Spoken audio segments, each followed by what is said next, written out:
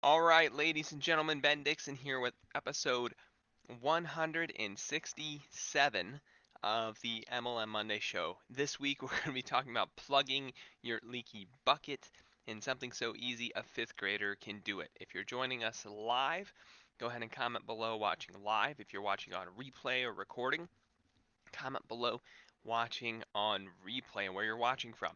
So, what are we talking about here? Well, we're talking about the experience of your business as you prepare for 2021 and you start looking at your systems. Sometimes you don't know how bad you smell in the space. So, what do we mean by that? Well, when was the last time you watched someone who's brand new to your company enroll? When was the last time you watched someone who is brand new to your company, who's never joined before, shop? Hmm, think about that for a moment.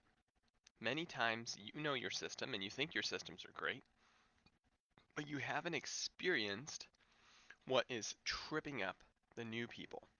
There's a lot of companies who had great success here in 2020 just because of the pandemic and because people are buying from direct sellers. But the companies that are going to thrive and win in 2021 are the ones that intentionally have experiences that are great, not just good. So, how much money did you leave on the table in 2020 because you have experiences in your enrollment where people are just checking out and they're not getting through the whole process, or they're getting lost, or they have to call their sponsor to figure out how to enroll, or they're in the shopping cart and they're getting confused and they're getting tripped up. These are things you need to identify now and work with your team to resolve. Whether your own software company, my team at our software company is building custom shopping carts and custom enrollment all the time because this stuff is critical. You want to look at what does the experience actually feel like? How are people enrolling? Are they getting tripped up? Are we asking things we shouldn't ask? Are we asking for things we don't need at this point in the process? Okay, what do we really need at this point in the process? Let's just ask for that, and we'll collect that other stuff later. In the shopping cart, are we getting the ideal outcome we're looking for? What's our intention when someone comes to the cart? Do we want them to be subscribing or just making a one-time purchase? Okay, do we want them to have a certain basket value? Are we shooting for a certain target in the amount of money we want each customer to spend the first time they come to our cart? Okay, how are we incentivizing that to happen naturally?